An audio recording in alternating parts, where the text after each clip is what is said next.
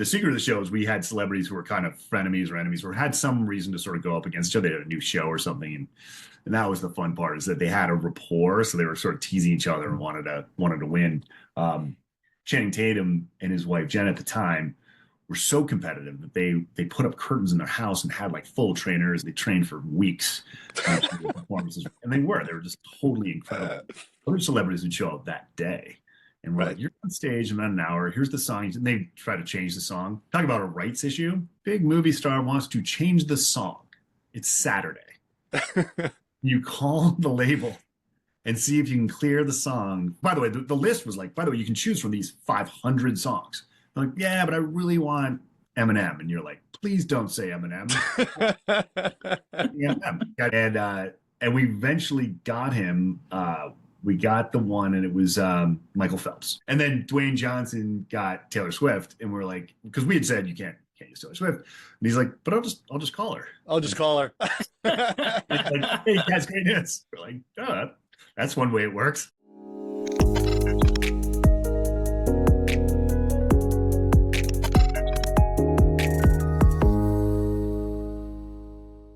Hello, and welcome back to the MO podcast. I am Jonathan Neal. I am here as always with my co-host Joey Flores, and today we are speaking with Todd Lubin.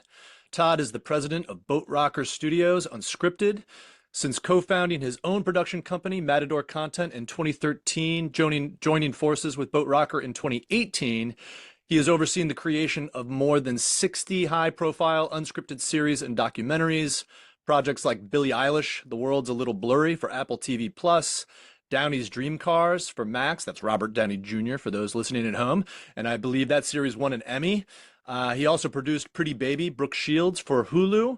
Before that, he executive produced upwards of 150 episodes of The Biggest Loser, which was one of the longest running and most successful unscripted series ever made. He's got a deep knowledge of the documentary and unscripted worlds, but also what it takes to build and run a studio. We're happy to have him on the MO Pod. Todd, welcome. Thank you so much. I'm really happy to be here. Good to see you, John. I want to go back to the beginning, not necessarily the beginning of when you and I met, which is even longer than this, but I want to go back to your first big project, at least the first one that I was really aware of, Year of the Bull. This film that you made early in your career, you produced, you directed, it was picked up by Showtime, it was released in 2003. It's a great sports documentary for anybody who's looking for a kind of diamond in the rough documentary. Came out back in the time when, as I recall, Friday Night Lights, I think, was released in 2004 and kind of was one of the major, narrative stories about high school football in Texas. Your documentary followed a very young and very promising Florida high school football player who's dealing with challenges on the field, dealing with his talent, but also dealing with needing to be able to get his academics up to a place where he was going to be able to play college ball. And it really followed that story very closely. I remember it being quite gripping. What are one or two things that you learned from that early documentary experience that stayed with you until today? It has been most helpful to you in the work that you do now and in your leadership positions and everything else that is required of you at Boat Rocker Studios. Good question. I think that maybe more than anything that like projects in entertainment, documentary, really anything, right? It is about the single-minded focus and vision of that person to get it done, right? On that project, I was all in, and I was living in my car at one point. I was sleeping on couches. It felt to me like it was all or nothing. I can either tell this story in a gripping, moving way that is a universal story for people beyond football fans, or I'm going to try something completely different. Go to business school or something. And I think that's something we look for even today, right? Any project comes in, the odds of an idea being so magnificently unique and one of a kind and anomaly is so rare. But a person who has the drive to tell that story in a unique way, in a cool, interesting way, way, and is totally driven to make it happen. Passion, that is what you're really looking for. Because the idea you may have heard of before, but if it's about the team who's going to make it, when that team is like super focused, or it's an individual, um, that's when it becomes real. That's I think that's been true forever. It's like kind of heard that idea, but told by that person, then it's a thing. Um, What do you see or what do you recognize when you come across a filmmaker or a team, not just their record of other things that they've been able to do, but let's say it's someone maybe like slightly untested or is going for a project that's a little bit more ambitious than what they've done before. What is it that you look for that you see sort of in that person that or the work that they've done that you're like, no, I really think that this person could pull this off, or I really think that I see that drive or that tenacity or that ambition in whoever this talent is. What are you looking for? How do you recognize it? that's a good question. I think that, and I'm sure you're going to ask some not good questions. I don't mean to prep, We'll get uh, there. but That's my job. bad question. I think that, let's take like a documentary film, like what we all witnessed that 90 minutes, right?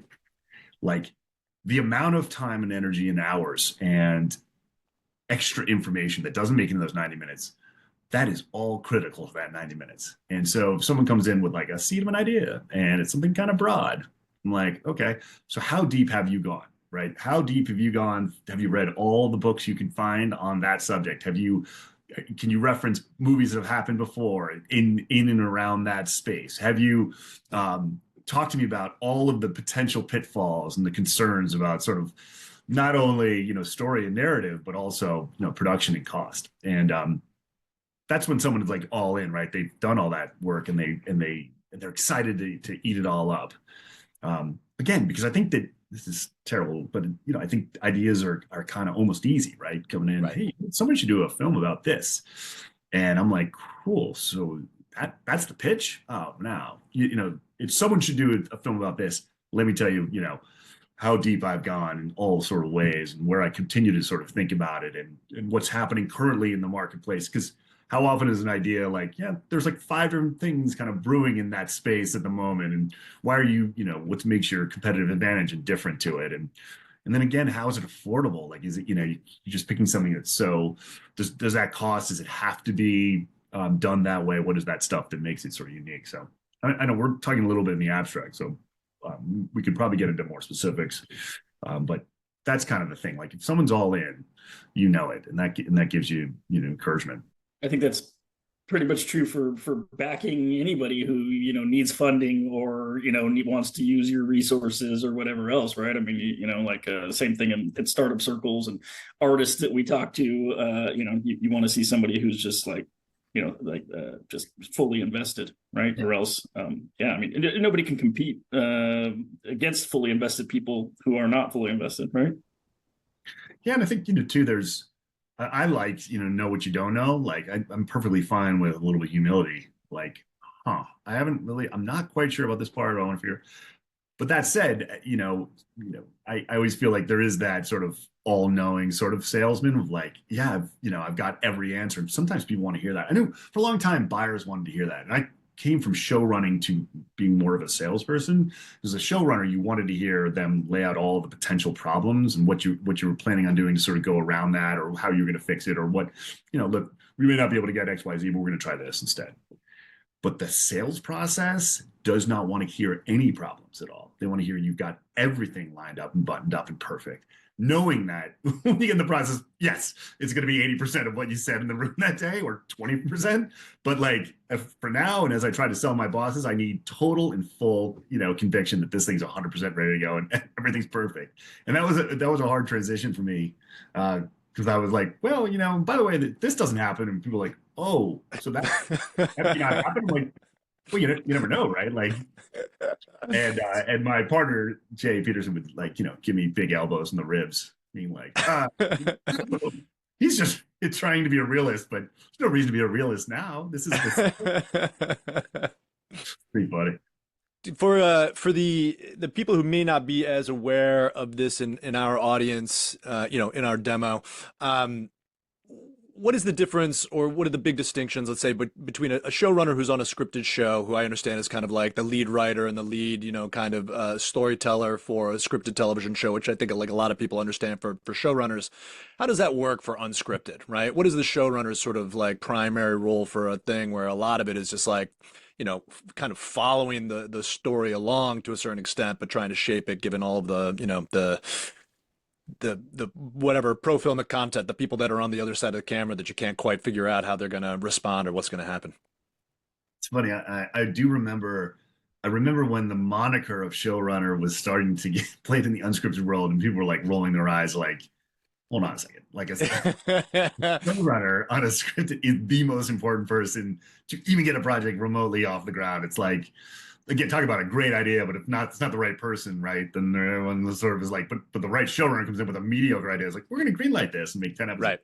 Right. I mean, because the way that I understood is like, for feature film, it's the director. For series television, it's the showrunner, right? And you have directors on all those individual episodes, but that's just like that's the hired gun who shows up to try and get people to act and figure out what's going on the set and everything else like that.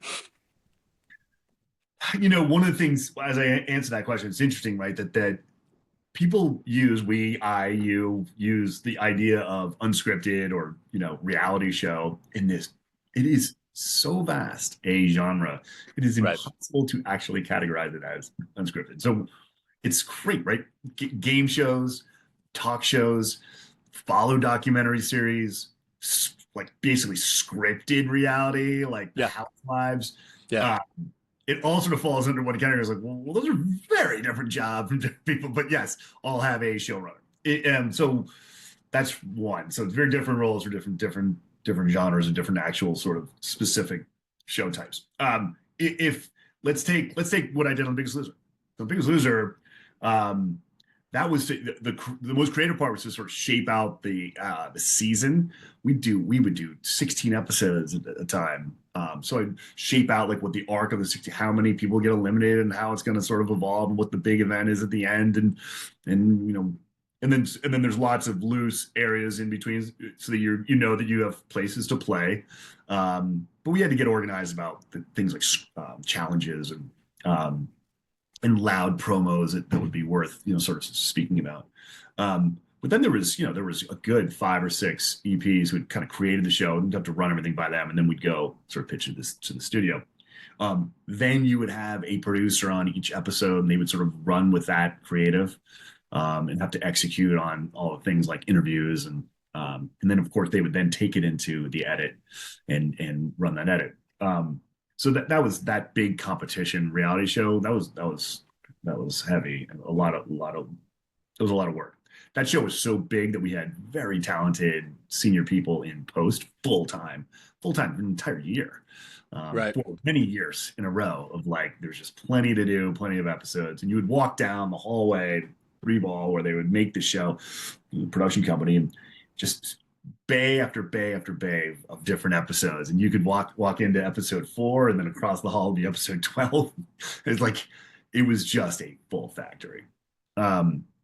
That said, there's showrunners on that we've hired on documentary series that are way more historical, and so that person is shaping that season arc as well. But it's more about like the interviews you're going to get to talk about the past, the images and videos that will fill in the past, or a recounting of something. It's kind of different than things that are happening verite in real time.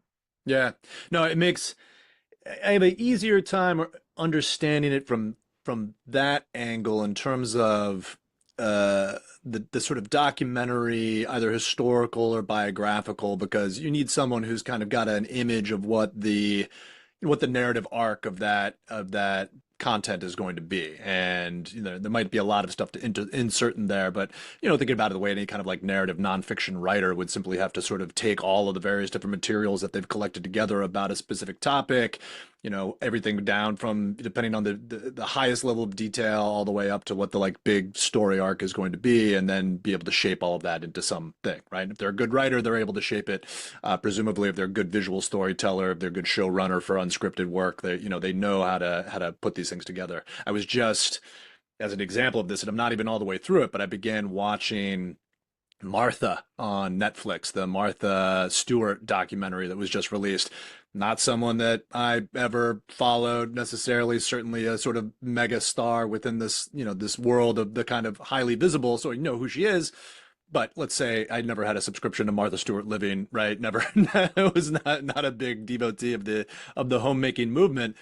But I have to say, first 15, 20 minutes of this doc, as far as I'm totally interested, right? Totally hooked. Like, and realizing also just like the amount of information that they are putting at you when they've got Martha Stewart's voiceover talking about her sort of early experiences traveling through Europe with her then new husband, and beginning to get a sense of what sort of high cultural, entertaining, and lifestyle experiences could be, which were very different than what they were in the United States in the late 50s and the early 1960s.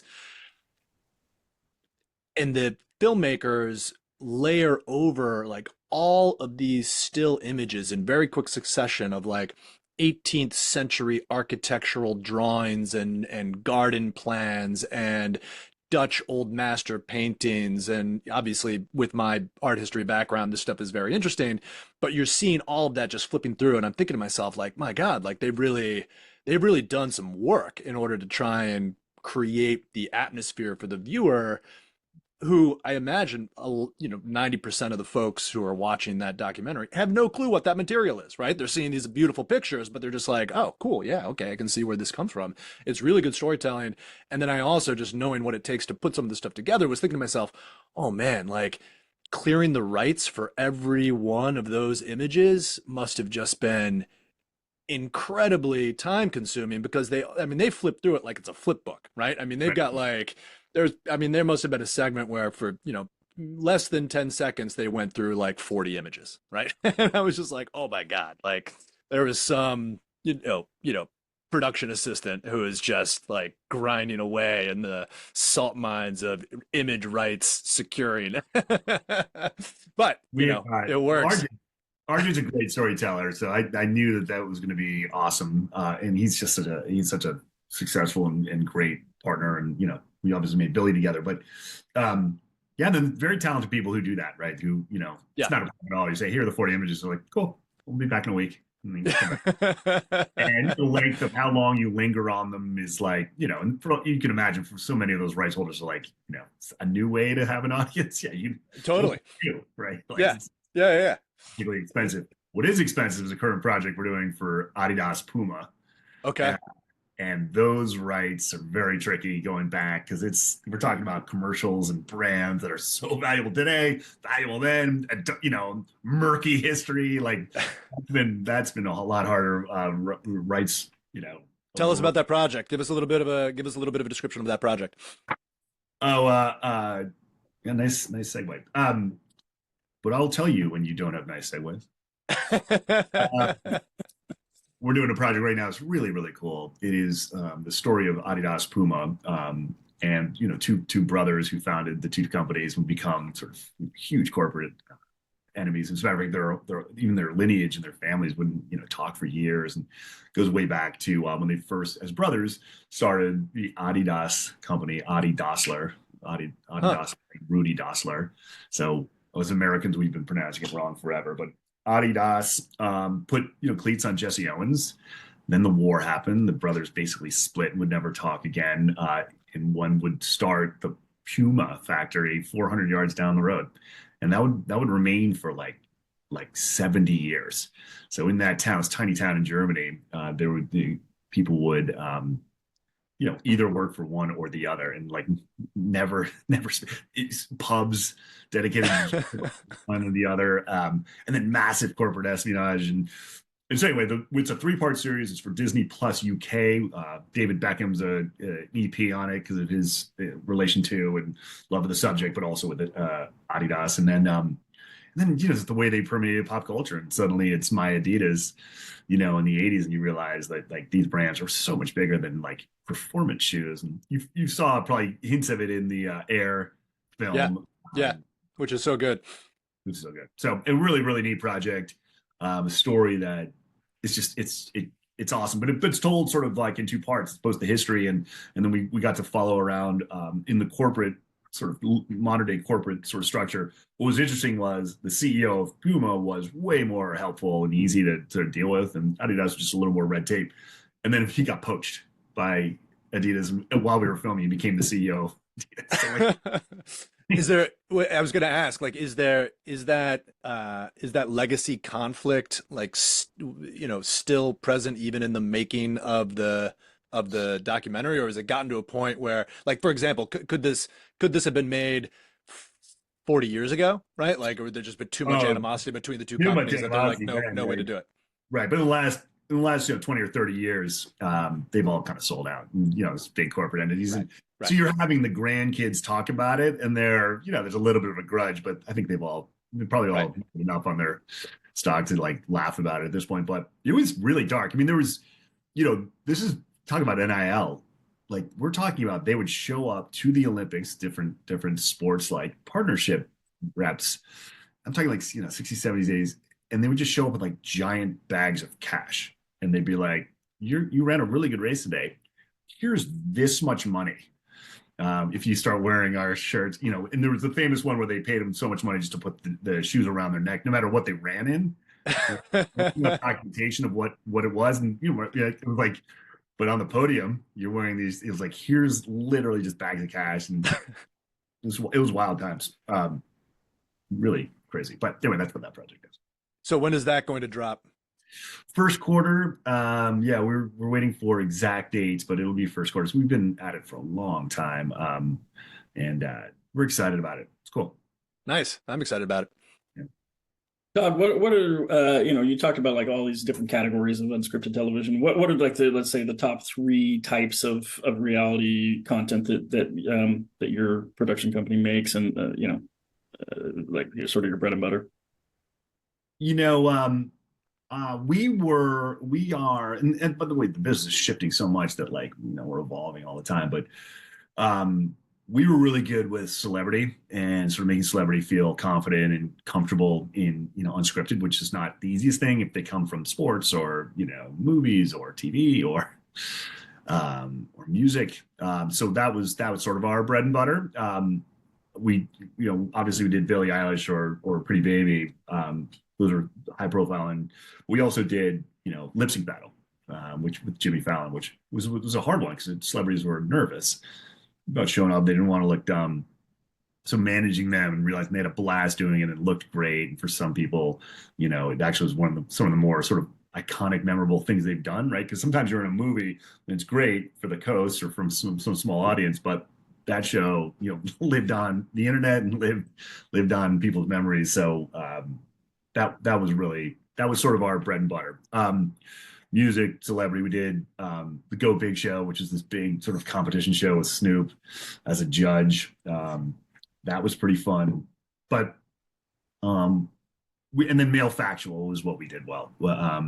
My partner Jay had come from a company called Original and really comfortable in the Discovery, Nat Geo, A&E space of like,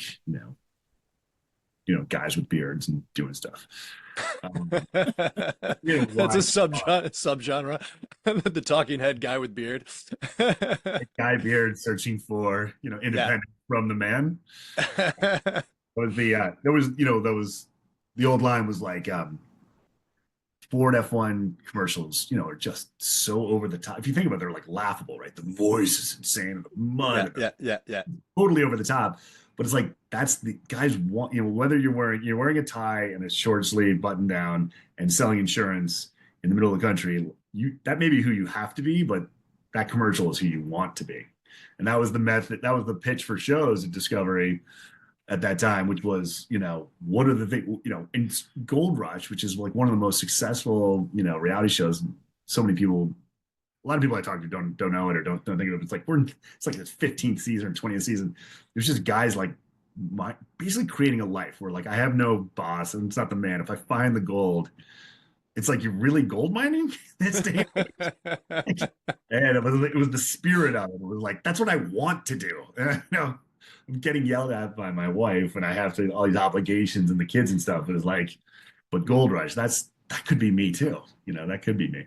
Todd, in preparation for this interview, I watched some lip sync battle and saw Justin Bieber performing Ozzy Osbourne, which was hilarious and awesome. Random question, but if you could see any celebrity perform any song on that show, who would you want to see and what would they perform? That is a really tough question. We got to see so many good ones. I don't know. Who would you want? You want like Christopher Walken, right? Or you want like you want the most sort of or it would be like Daniel Day-Lewis, right? Could you get him up there to sort of sing a pop song? That'd be pretty memorable. We were always looking for incongruities, and the secret of the show is we had celebrities who were kind of frenemies or enemies or had some reason to sort of go up against each other. They had a new show or something, and that was the fun part, is that they had a rapport, so they were sort of teasing each other and wanted to win. Channing Tatum and his wife Jen at the time were so competitive that they put up curtains in their house and had like full trainers. They trained for weeks, performances, and they were just totally incredible. Other celebrities would show up that day. And we're like, you're on stage in about an hour. Here's the song. And they try to change the song. Talk about a rights issue. Yeah. Oh. You're like, okay, big movie star wants to change the song. It's Saturday. You call the label and see if you can clear the song for, and if, by the way, we're now going to spend $1 million filming this thing. And if we don't clear the song, not have the answer yet. Who at the label, who's on the other side making that decision? Like, is there, yeah, there's multiple sides, right? There's the writers. Yeah. I would imagine that's just like someone's either interested in taking on that job, but they're just like, no, you can't do that because I don't want to have to deal with like 800 phone calls this weekend. It's just not gonna happen. These people are good at it, really good at it. Ours is a woman named Lukila, but you just they know. By the way, the list was like, by the way, you can choose from these 500 songs. I'm like, yeah, but I really want Eminem, and you're like, please don't say Eminem. Eminem. That's the one guy who's not gonna. We're not getting Eminem, and we eventually got him. We got the one, and it was Michael Phelps. Wow. Marshall felt like, yeah, he's cool enough to have that. Yeah. Well, yeah, like most decorated, at least up until this past one, one of the most decorated Olympians in history, right? You're like, okay, seems like. And then Dwayne Johnson got Taylor Swift, and we're like, because we had said you can't use Taylor Swift, and he's like, but I'll just call her. I'll just call her. Like, hey, that's great news. We're like, oh, that's one way it works. She's like, totally. That's amazing. That's perfect. Todd, I would say, lip sync battle, and maybe, Biggest Loser. These are, all good, fun, maybe, to some extent wholesome, right? But reality television can also be very sort of dark, I think. Sure. And I'm curious, well, first off, have you dabbled in shows that you felt like pushed the boundaries of what maybe you felt comfortable with in terms of how you presented people or what you put them through? I will say that I am not good at that kind of storytelling. So we didn't do much. I can almost not point to one thing. So self some power. That I'm like not, proud of or can stand behind and sort of understand what we're trying to do. It's a real skill. I've seen it happen before, where it's fine, right? It's produced. I have no judgment, but it's like taking two people aside, whispering one thing to one, whispering something to someone else, knowing that they're gonna come at each other and it's gonna be, all hell will break loose. It's tough producing. It's skillful. It's hard, and I just remember being like, "Ooh, I don't know if I would be good at that." What I like to do is be able to stand in front of someone and say, "We got in this together. When we started this thing, I said you just needed to be yourself, and you're going to have to trust that we're going to capture everything, and we're going to, that's exactly what we said we're going to do. And when people sometimes hear that, then the crazy can happen. It's all good. You still got the crazy, but the idea of like trying to like, have to back out of like, I never said that, or like that, I don't know why I spilled that information. You told me it was confidential. Like that's hard to do, man. And anyway, for the most part, you would set the palette. You would just like set it up and be like, let it all happen. And if you step back, that's what got away when networks like were nervous about the storyline not going the way that they wanted to, or that it getting to be too expensive because you let sort of time happen. They don't have time. Like, if you put people in a house for a month, you will get great stuff. But that's not what the budget says. The budget says we got 5 days. So then you create the drama, and then it becomes fake, and it just feels fake. And I think the audience can tell it's fake. Anyway. But if you let time pass, like, that's the hardest part about unscripted, is that time is the best storyteller. Mm-hmm. The best thing in a doc is always when the title card says 6 months later, right? You're always like, oh, whoa. 2 years later, you're like, what? Because who could have predicted? And that of course the time passed. How do you think about like the response? Well, so I have like two questions. I feel like I'm gonna have to like out myself for how much of this terrible stuff that I watch. But so two things. One, there's these shows where people clearly come out as like the villain, right? Like, and with the way social media is these days, it's just like, man, sometimes I've like gone to these people's Instagrams and just watching people in the comments just say horrendous things, mostly because the person is an awful person or exposed themselves as a relatively awful person. But sort of, how do you think about like the sort of moral question of like, outing people for their own terribleness? I mean, like, it's their fault. They are these horrible people, but at the end of the day, like, it feels like a little bit like lives can be ruined, or, at least careers or whatever else, by the way these people end up being presented. Like, and sometimes, they argue that, like they only showed these horrible things I did, and there was all these nice things, and they didn't include that in the show. Like, how do you think about like the responsibilities and like ethics behind that? I don't know, man. I think that we are at a day and age that if you didn't realize that going on a reality show might expose some of your less likable features, like, I don't know who's to blame there. That said, yes, there's always sort of tons of things on the edit room floor. But I always like, there was a guy named JD Roth, this big, showrunner and, company owner. And his feeling was like, his take was, we can't make a good person bad. We can make a good person look great, and we can make a bad person look way worse. But it's really hard to make like a bad person good, and it's hard to make a good person bad. Like, that's just hard to do in the edit. But we can certainly accentuate the stuff that that they do, and that we can sort of see. It was kind of an interesting way to put it. If someone's really pretty good and they're pretty cool, like, it'd be hard to just take the shitty part and make them a terrible person and make them the villain. It's like, wow, that was incredibly creative. How do you change every word they say? Versus, oof, did you just say that? Let's take out the nice stuff and keep the real oof. And now we have that part. But times are evolving. I think those kinds of shows are fading, man. I think between YouTube is just taking reality's lunch. I mean, there's so much to watch and experience in social media now.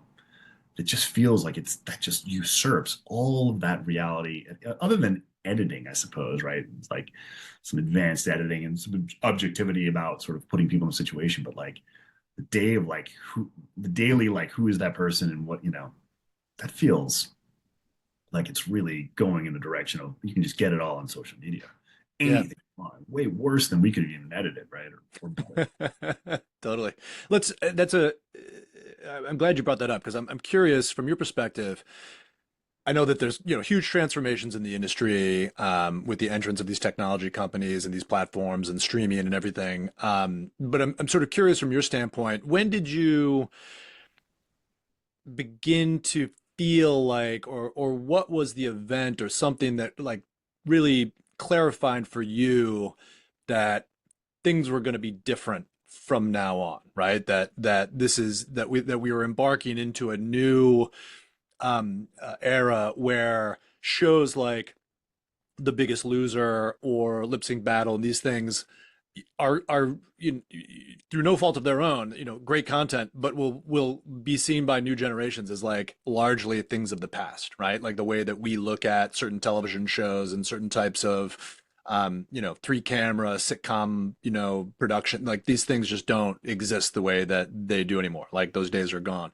And I imagine maybe that's not completely the case with some unscripted stuff because obviously there's still a lot that goes on at network and everything. But, I think I've certainly noticed it every time I walk into the room where my, preteen daughter and her friends are choosing to quote unquote watch TV, and the big screen is pulled down, the projector is going, and what they're looking at is a strip of content down the middle of that screen in vertical format, watching YouTube shorts, right? And you're just like, what is going on, right? Like you have a library of content of movies and television shows, and it's like they're choosing to, they're what they want to watch are these like, 10-second, 4-second snippets of stuff. So that for me really clarified it. But I'm curious, you've been involved in this knee deep for many years now. What was the triggering moment for you? Not to be so kind of on the nose, but it was without a doubt, it was Mr. Beast and his ability to do things, all ideas that I've had and pitched in rooms and been shot down for myriad reasons, like over and over and over. And I was like, oh, he can just go do them. And I was like, it's over. It's like fully over. Because he does them super well, does them in our team, does them with the length he wants, does them with the number he wants. He's not worried about all of the, like, I see so many of his stuff, so much of his stuff, and I'll be like, I had that idea. Not me, by the way. Like, everybody had that. We've had those ideas. Those are things we've talked about. Like, wouldn't have passed. There's no chance. It gets by S&P, gets by lawyers, gets by insurance, gets by, right? Security, safety, like zero. And that's 6 reasons why it wouldn't even, and he's doing it all day long, better than done at the length, right? He's like, and while that's really a fun idea, and we would pitch it, let's say, as like this is a TV show. This is the TV show. He could do it in like 12 minutes and be like, oh, I got it. I got the stuff I needed out of that. It didn't need to be 10 episodes of that thing or that game or that whatever. He did it in 12, which is the perfect amount. And so I'm just totally blown away by what Beast Games was able to do. Not blown away. I was like, yeah, that's the easy next evolution of it. That makes tons of sense. The amount of money, the amount of challenges, nothing in there that I'm like, yeah, I never thought about that before. I mean, literally all, no offense, but like all been done before a lot, but never in the style and scale he's done. So, and by the way, that's been true for a long time. I think even like they have like. I mean, I said to my son, have you guys watched Beast Games? Did that come up at all? Have you talked about it, or you know what I'm talking about? I haven't talked about it. No. Give us just like a 2-second précis here. So Mr. Beast created a game show that he, for the first time, went linear. He sold it to Amazon as they could get the first, I think it's the first showing of, and then he gets the rights back to put onto his YouTube channel where everyone can get it for free. So where he gives away $5 million, and he has 1,000 contestants, 1,000, and every challenge is a new way to continue to lose contestants along the way. And my wife was like gonna throw up because she found it to be so reprehensible that money that the way they left the game is they're sort of shot down a hole, and she's like, so they're dying? This is like, I love when they shoot horses, don't they? And my son who's like, he said, what did you just say? And I'm like, they shoot horses, don't they? Sidney Pollack, he's like, you're saying stupid shit. And I'm like, look it up, kid. Like they've been doing it since, since the Great Depression. And he's like, oh, Great Depression. We're studying that in school. I'm like, just stop. But anyway, they've aired, I think, 2 episodes. It's magnificent. He's created a whole world. He's, it's making people throw up. It's making people reference things from the Great Depression. It is making my kids stare at, I think the part that was heavy for my wife was like, it's all about the money. Like, what will you do for money? Versus, so there tends to be a little more nuance sometimes with game shows. Like, sure, you're gonna have your knowledge, or your Yeah. choice, Recognition, some sort of recognition of some sort, right? skill or something, right? Or Right. lack. Jeopardy is like very, like, at least a very knowledgeable person, right? Like, you may not be, Harvard PhD tenured professor, but people look at you as like that's the definition of populist smart. So That's right. That's right. Right. My uncle could do that show. Anyway, it's wild. I'm sure you will now see it everywhere and read all about it.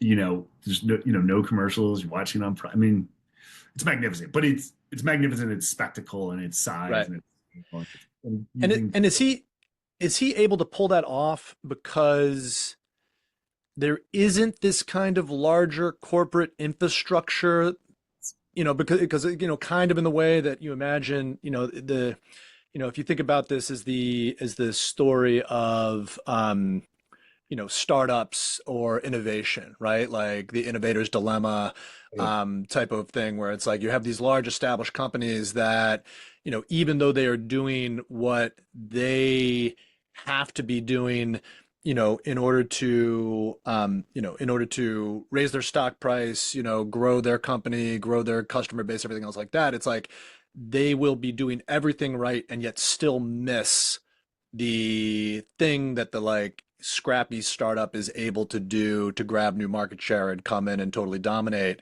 And there's just like no way for a major, entrenched interest to be able to make that kind of pivot, which then spawned the idea that like really what you need to do is, create all these kind of skunk works or all these kinds of little, your own internal kind of ecosystem so that they're not eating your lunch, but they're part of your own backyard. Is Mr. Beast just a sort of example of that in this world where it's like he just took the tools that were newly available through social media and digital mobile technology and was like, boom, let's do this thing, and then can do things that studios would just always say no to because of liability and budgets and stock price. I can't believe what he's been able to pull off. I mean, a lot of folks who I worked with have worked on it, and the report back was like, you can't believe he's just going to do this thing. And my production managers and, people who deal with sort of, that kind of stuff are like, but you can't do that. Like I couldn't, and he just did it. He kept doing it and doing it and doing it. And it was like, but you can't, it's like, right. So do you have a background, for example, do you have a background check on 1,000 people? Maybe they did. 1,000 people, like right. proper background check, which is expensive and takes time. Right. And so all of those people are fully vetted.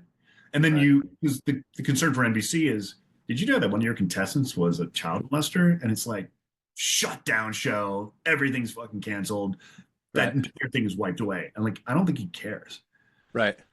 And why should he? It was like, I don't know, why would I have known that? We just asked 1,000 people if they wanted to make him $5 million, right? It's probably good press, and we're NBC be like, it's not good press, we're not going to do it. So and so on and on and on and on and on and on. So I would recommend you see that and you're like, oh, reality shows, some big trouble. I don't know. I mean, yeah, people will continue to make it because CBS still has to satisfy their ad, Right. You got Survivor, and Survivor's good, has legacy. But this is like, oh, whoa, this is the future. So at what point though does someone like Mr. Beast, at what point does he become a corporate entity with its own issue? Yeah, like do you see like it's like right now, for example, just take what you gave as a kind of case where does something happen on one of those shows, something that he's producing that is a big enough problem that all of a sudden it like the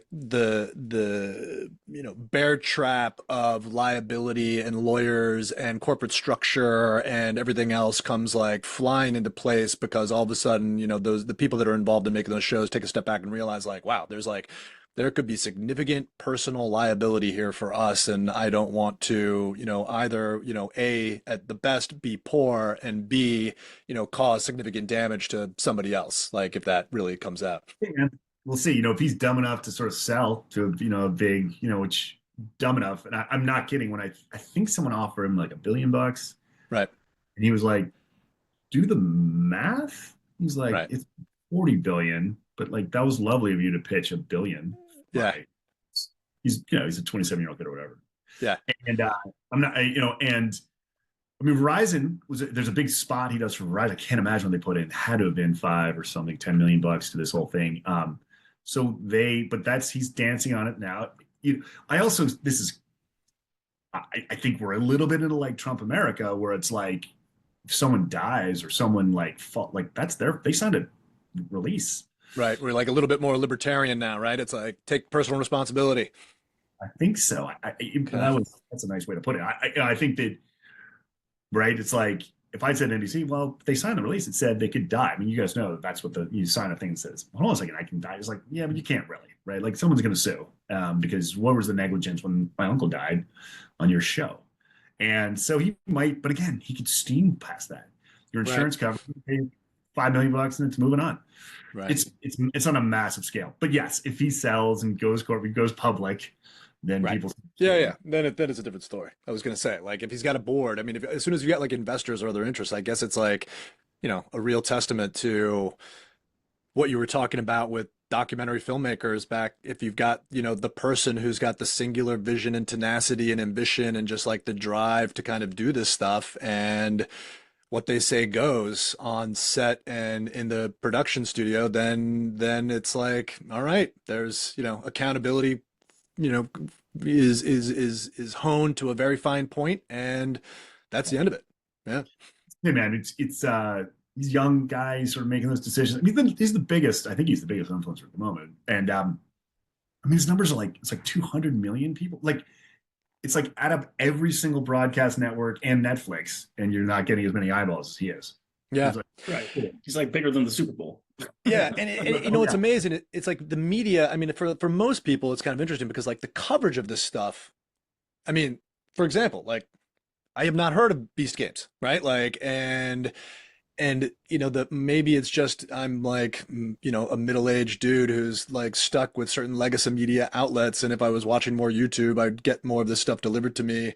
But I just, I mean, every once in a while I'll see it written about in a place like the Wall Street Journal, but I just don't. Like most of the time, it's like about the major networks and Disney and all these other types of things that are happening. And it just seems like, there's like, it's almost like it is a kind of generational thing as much as it is like a sort of technology and means of production type of shift.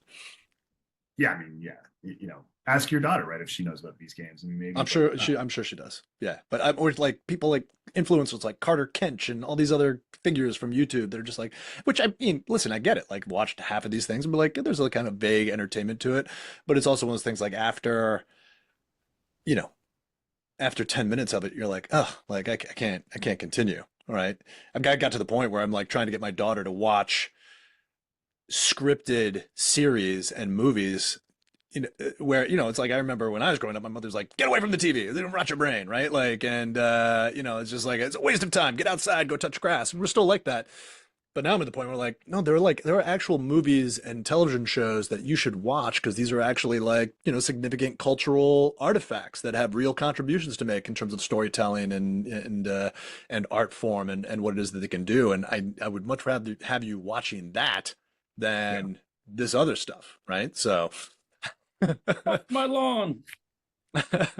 Exactly. Todd, talking about like streaming and short form content and all these things sort of changing the dynamic. What other like technological advances do you think like are you seeing like in terms of more like interactive elements or like multi-platform, engagement or like VR and AR? Like, are you seeing that stuff start to come into the world of unscripted content in a meaningful way? Another good question. There's a buddy of mine who was at NBC who is now running original content for Quest. And his business is growing. There is definitely more people coming to that. It made me very interested in that space. Zuckerberg's not a dumb guy. He's made a deep play into that space. What my friend told me is he's like, it's come a long way in the sort of 8 years. About 8 years ago, I was hired by Samsung to make original content for VR for the Oculus, and I was blown away by it, but it kind of made me sick after like five. I'm not a good roller coaster guy. And I was like, so like 5 minutes is the limit on stuff. But I see it as the future, and it's only gotten better and better, according to him. I've asked for it for Christmas from Santa.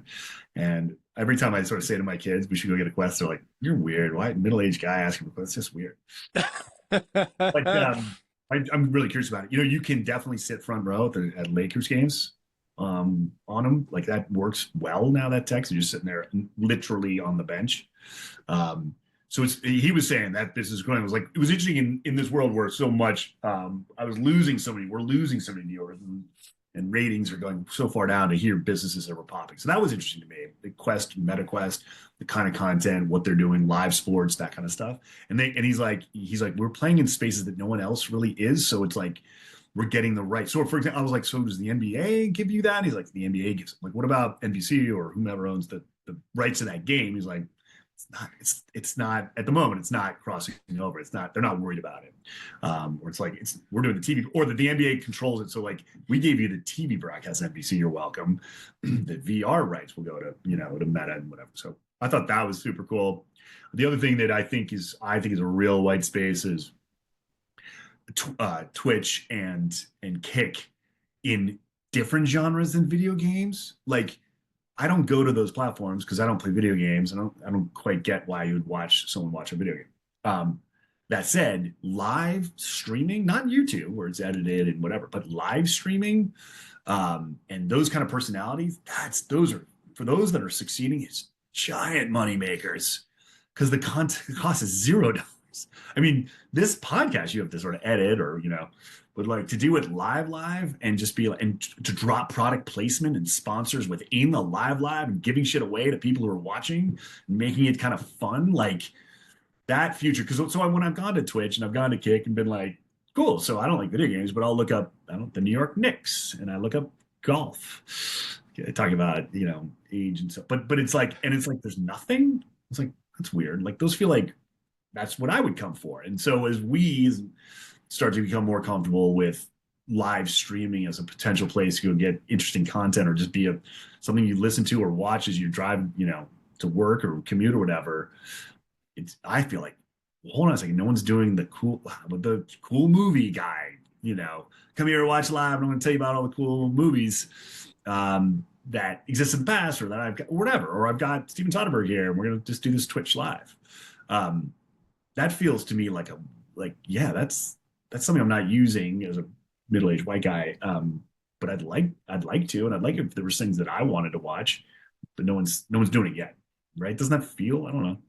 You need the right category, but yeah, for sure. I felt the same way as you, but then I'm like thinking to myself, well, is it any more reasonable to watch a football game of other people playing football? Like, like I guess, I mean, and I do enjoy that. So I guess I can't really criticize somebody for watching somebody play a video game if that's what right. They're into, right? It's not, it's not any different than me watching the Sacramento Kings game, except that, we might win if we were playing a video game. There's also a unique talent that some of these people have to be able to narrate what they are doing while they're doing it. So it's like, you watch a Knicks game or you watch a Lakers game and you got someone up in the booth who's providing the play-by-play and the color commentary and everything else. But these Twitch streamers are sitting there playing Fortnite, or whatever, and also doing the commentary themselves, right? Like as they are sort of, performing at the highest levels of the game.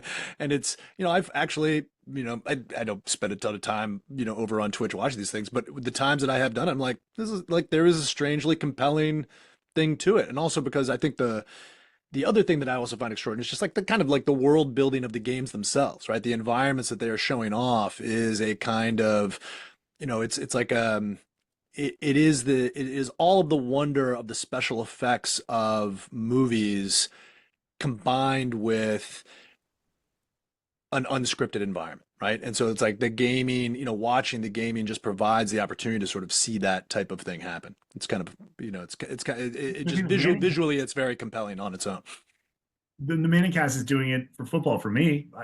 Listening to Eli and Peyton narrate the game is like so much more interesting to me than like getting the down and distance from some, Yeah. Joe character. It's like I think it's just the beginning. Like I'd had that idea back when it was with comedians. It was like, wouldn't it be fun to have a comedian be the voice, like just an alternate stream over here? Like you can watch the Fox broadcast, but like over Yeah. here, Bill Burr watching the game with you, just being like, I'd watch anything he says. And I just want to, and he's probably watching the game just like we are. And why not? What a Just fun record it. Yeah. Yeah. So anyway, I think these things are related. I'm a bit of a tangent, but like this idea of like Twitch or Kick or, your person to narrate in a way, or live in a way. I think there's space there for the rest of us, not just gamers. That's super interesting. It's like creating.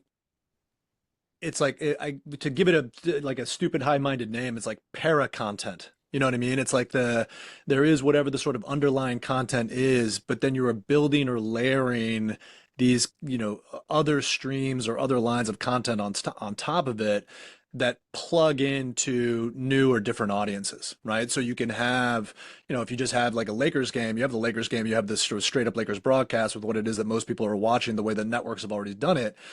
But you could have like 6 or 7 channels that you switch over to the same way you do. It's like it's being broadcast in Spanish or Italian or in Chinese. Right. You could have it switch a channel over where it's like, oh, this is the comments. This is the comedy. This is some historian of basketball who's like going to provide sort of like totally different layers of commentary alongside of it.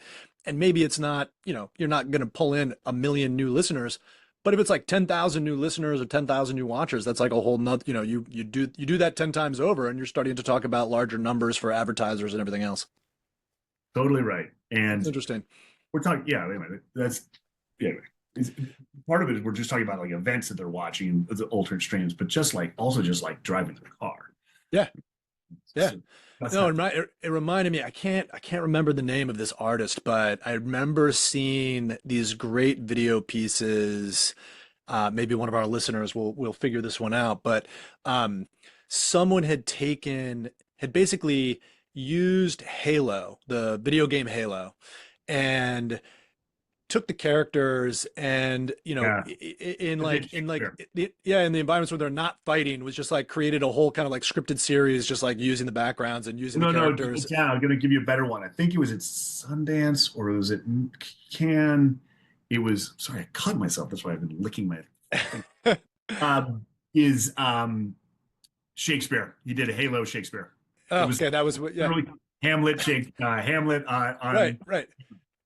On the Halo platform, right? Exactly. And like you just have these like, because it's like the games allow you like all of this kind of potential to explore and like just like be off the main action and whatever the task is, and so you have this incredible tool to repurpose in a very free way, and then you record it and it's just like, it's so amazing. It's like, so it's like there's just like I think the more you see those types of things happening, I think that there's just like real interest capacity there. Yeah. And we're off on a tangent, but I when you're speaking of sports things, and I think about as a New York Giants fan, like you listen to Fox brackets are like, it's 4th and 8 and it's all kind of corporate. Back to, by the way, Mr. Beastie, Beast-esque. It's like, I want to listen to my cousin Vinny. I want the biggest, nastiest, meanest, open to talk about the general manager and the coach's, cousin. Yeah. Just be like, let me tell you the fucking problem with the Giants right now. Fucking hire this guy. What are they thinking? Yeah. Like, that would be really, because I'm like, yeah, why did we mystery. Yeah. But right now, like, touching that, like, you can't actually go after the general manager. Mystery Science Theater. That person, by the way, is Bill Burr. I mean, you got it right the first time. That's the person to do that. He's just so high level at this point. The guy's, he has his own kind of brand of like different. The whole media company. De rigueur question: artificial intelligence. How is that entering into the work that you do, the way that the studio is thinking about things to fund, to process? Like, what is the level that AI has sort of penetrated into this space? How is it Are there tools that you're using that are cost savings? Are there tools that are using that are threatening the creators? What's your assessment on AI in the unscripted space? Sorry, so I'm still in legacy media stuff for the most part. So I'm in a company that's afraid of it, and they're afraid of because they don't think there's any clarity there yet of what's legal and what's not, and they want to do the right thing. So I, a lot of respect, and I get it. There's going to be a Mr. Beast of it all, which is like, cool. We don't care. We're going to use it. We're going to make entertaining shit for $0, and we're going to take your lunch. So I'm totally fascinated by it and want to use it. And I'll give an example of a show that I want to do it with.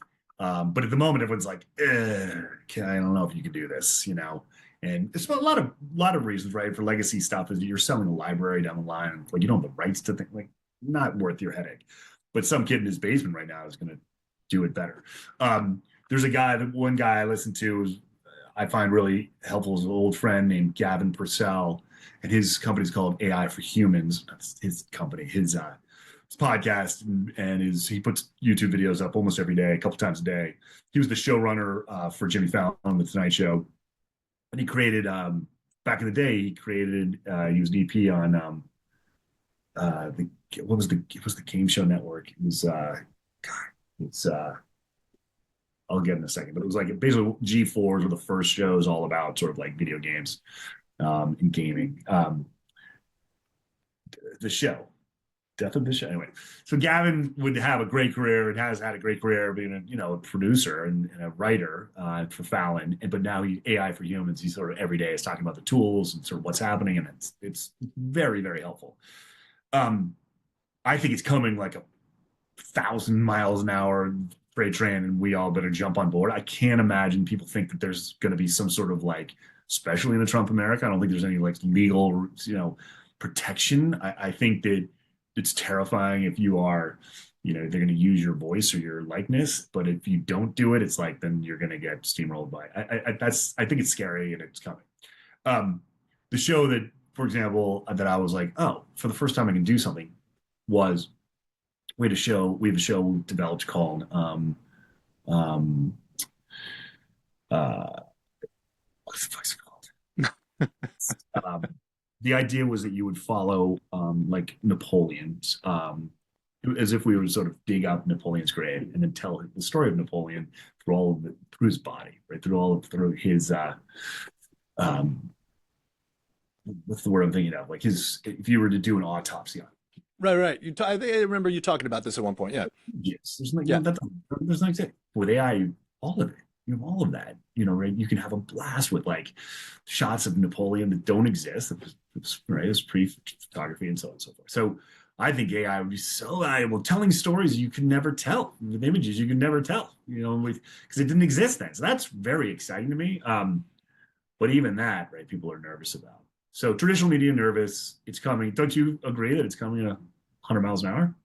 100%. I mean, it's definitely coming 100 miles an hour. I'm just sort of, as curious as like, the things that come across my feeds are all sort of examples of that people look at as kind of threats to the, let's say the production aspect, right? Sora is able from a paragraph prompt to give you almost like a extremely lifelike 30-second clip, out of some movie, right? And so you're just looking at a whole sort of world of production activity on sets, on site, on studios and things like that, just collapsing down to the space of a machine that's hooked up to an AI application of some sort.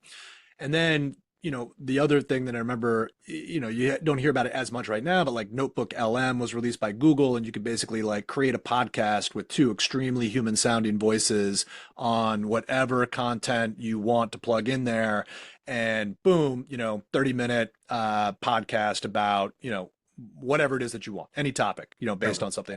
And the level of kind of human verisimilitude, right, of podcast sort of standards verisimilitude it was so extraordinarily high. I was like, wow, that's amazing, right? Like, so you don't have to get those two people in the room. They don't have to get up to speed on this material. They don't actually have to have that actual conversation. You've got a computer that can kind of do that. And so I sort of see where like that could be used even in like documentary filmmaking now. It's like, you know, you don't need a voiceover artist, right? I mean, it's like you can chunk up everything that you've done on a research on some project and throw it into a machine, train it on all that material, and then ask it a bunch of questions, and it'll just come out, and there's your voiceover. And right now, that looks not very expensive in comparing to have someone who's actually going to be the expert and give those conversations, except for the fact there's like all of the investment in the AI and all the stuff that's being dumped into those things right now, which is like makes it very expensive.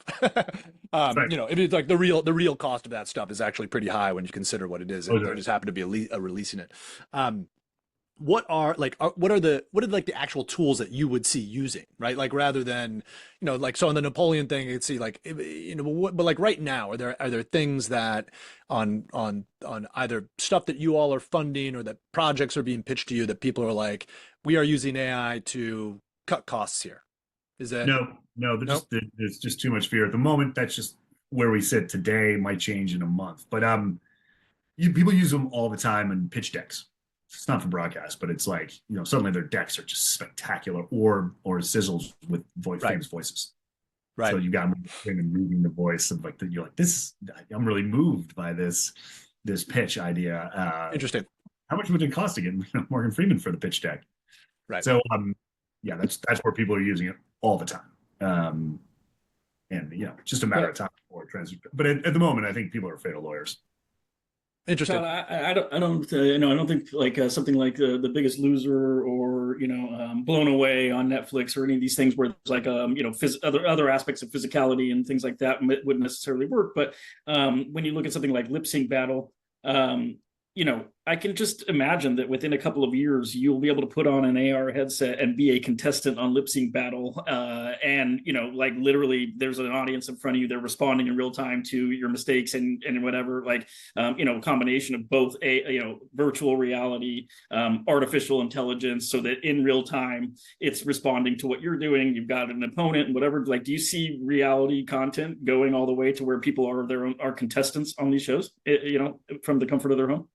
Yeah, I think what I see is what you were coming up with, like just on the fly, which is like there's all kinds of interesting creative ways to use regular real people in using these tools, and what fun, whether it's for others to watch them or just them to sort of experience themselves. So I think this disruption is like wide open, and there's all kinds of opportunities. You know, what Unscripted has, which is valuable, is like real people. You can't, so real people doing real things is kind of fun.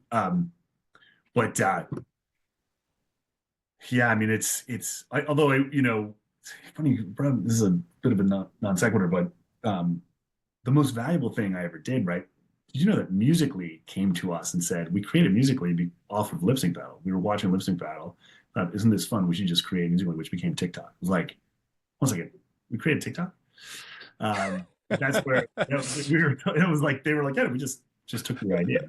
And so meanwhile, we went to Viacom. We're like, you should start your own app that's like all about sort of like people lip syncing, and it's called lip sync. And they were like, well, corporate structure, right? Well, that's gonna take a minute, and who's gonna own the rights? It's like launch taken, delivered to TikTok, and now we all live in their universe. Amazing. Well, should we do the more opinions? Yeah, let's go to our more opinion segment. Yeah. So Todd, this is the MO podcast, and MO stands for many things. We've talked about, some your magnum opus and your modus operandi, but now we're going to go into more opinions, which is, not necessarily about your own work, but just random things. So first question, somebody gave you $10 million to create something, whether it's an enterprise, a particular project or whatever, but, it had to be used to like build or create something, preferably different than what you're doing now. Maybe, not necessarily a show, but if you wanted to talk about a show that you would love to make, but is probably never going to get made, or something like that. Sure. But, you've got a $10 million budget to do with what you want. What would you like to create? All right, here's my that was not a good question. It's so tough. I don't know. Here's something I'm weirdly bullish on in like 30 years, and these are just my own personal interests. Spaces that are not online. I think that like wilderness and camps and vacations and places you can go where you are forced to sort of go offline, I think will get only increase in value. So I'm weirdly like looking at interesting, cool properties like in the middle of nowhere, being like, wouldn't that be amazing to hear there's a place where you can put. I'm on the board of a camp called Camp Dudley. It's all boys, and it's old, old school sort of like generalist boys camp in upstate New York.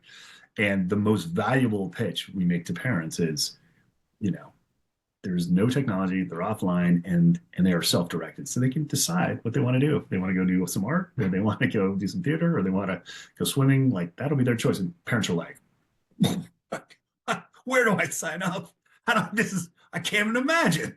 And so, so I think that's my pitch is like, it would be to start a super cool camp where adults or kids or families or others or, randoms could like go and just know. The one thing is that there is no tech, and you have to either read a book or you have to go swimming. And it's like, I think people would sign up for a half day and be blown away.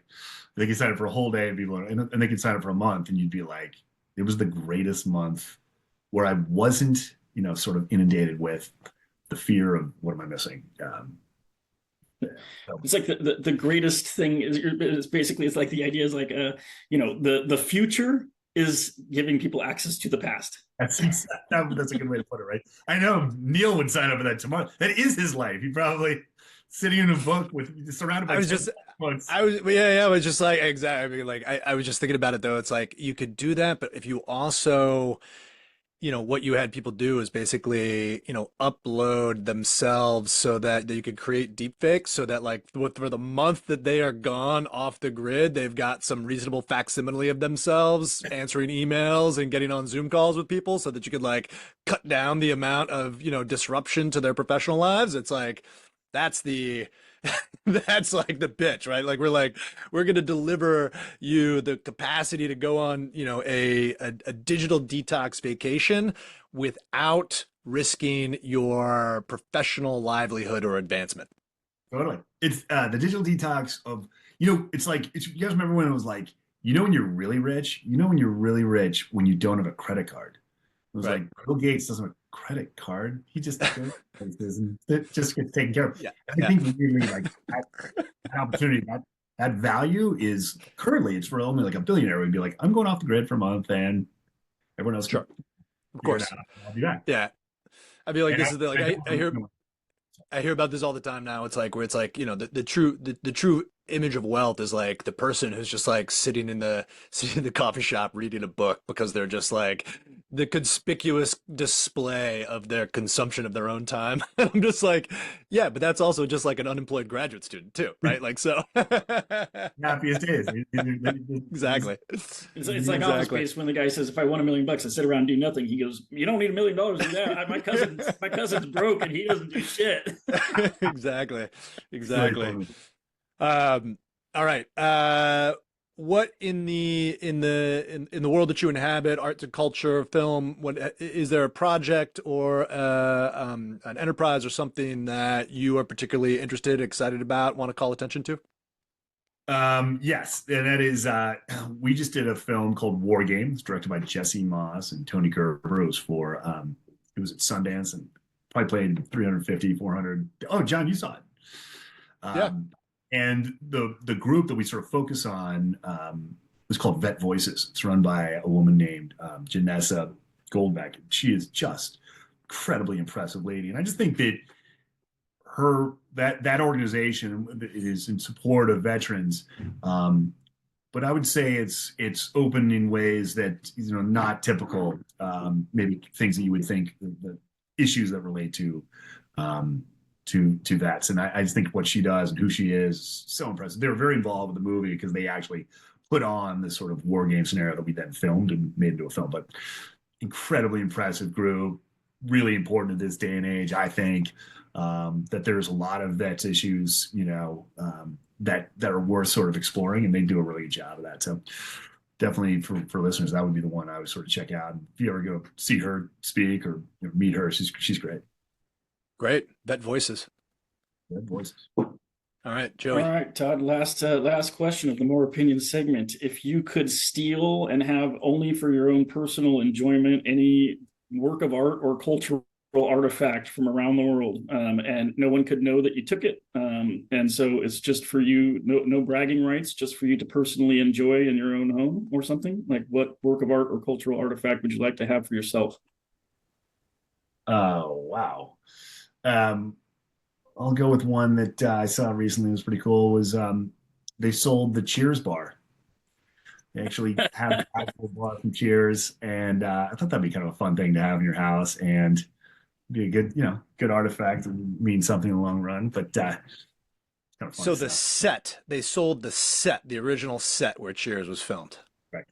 Oh, that's like Amazing. that's legit. Like if you had that, like, That is you super cool. invite friends over, be like, can't tell anybody about this, but come here, right? Like, and it'd also only be like a certain generation because your like kid would go down there and be like, my dad's got this stupid freaking bar in his basement that like I don't know, like it's got no TVs and You can cut this part out, but what are some interesting what are some good ones you've ever heard of uh, on that question? Well, we had some people pick, before. Well, so we originally didn't specify that you couldn't share it with anybody, or that it would like, basically be only for your personal enjoyment. So some people are like, "Well, Statue of David." I'm taking Statue of David. One of the people we work with was really funny. We were asking whether that was the smart move or just taking something you really want to live with every day or whatever. They said, "I don't know, banger's a banger." I would take the David. But what are some other ones, Hey, Jonathan? we have to compile that list. It's all over the map. It's more interesting than you would think, right? It's not just the kind of masterpieces a lot of it is pretty, a lot of it's kind of unique. A lot of it's things that are maybe familiar but aren't the sort of standard issue stuff. Cheers bar is definitely a good one. Yeah. Yeah, in terms of, There's we open it up to cultural artifacts. One was a guitar. We had a Yeah, music guy on, and he won the guitar that was specifically used for a solo in a particular concert. that's pretty good, right? yeah. Yeah. This guitar would be cool. The thing that sold, I couldn't believe the price. I thought it was really affordable for what it was Han Solo's blaster for $1 million. Yeah. Yep. Wow.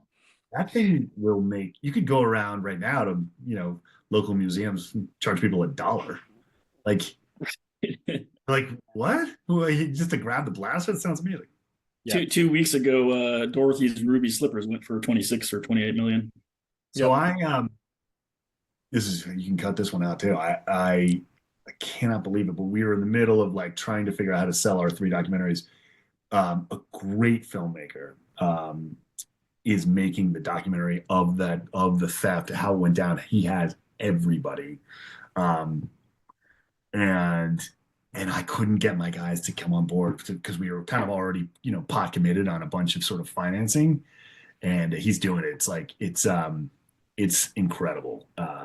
It's Seth Gordon, who created, who did King of Kong originally, but did like Horrible Bosses. He just did that like Jamie Foxx, Cameron Diaz film. Like he's a huge director, Yeah. and he hasn't done a doc in 20 years. He's like, but he had access to all these people, and he, on his own dime, is basically captured. It's an amazing story. It's like basically Fargo.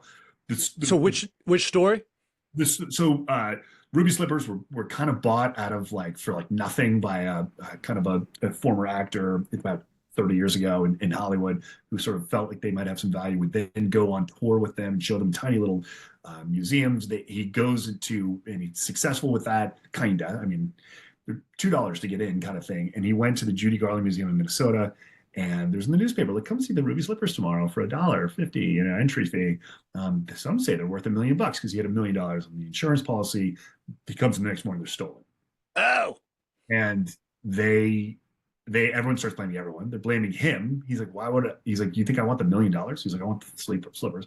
They're blaming the tiny little museum. It was like, we've never really had a theft here before. Finds the guy. Well, they finally, so turns out stolen by like a small time sort of criminal in that area who read the newspaper article and thought they were worth $1 million. So he stole them and he brought them, and because it was so easy to steal. And he's like, these are sequins. They're not rubies. So he buries them in his backyard for like to get rid of the evidence. Where the evidence? He's like, they're sequence. And so, but anyway, they eventually, he then ships him across. That's how they found him. 15, 20 years later, he gets busted because he's in jail. Took him in jail his whole life. Said, have you ever seen the movie? He said, no. So in the interview, Seth gets the interview. He's like, you never saw the movie. He's like, hey, do you know what the movie's about? He's like, it's like midgets or something. Midgets singing, dancing. There's people like midget wrestling. I don't know. They're like, it's called Wizard of Oz. He's like, I don't know. He's like, so you thought the ruby slippers were made of rubies? Yeah, I thought they were. It's like unbelievable. And there's so much passion behind those, the true belief that there's magic in them. And it goes on and on. And it ends with, they're going to now auction them off, and we're going to film that as the final, denouement. Amazing. Yeah, that is amazing. All right, Todd. Yeah, thankful for your time. Thank you guys very, very much. I really appreciate it. I hope you got something here. Thanks, Todd. Yeah, great. Thanks, Todd. Bye.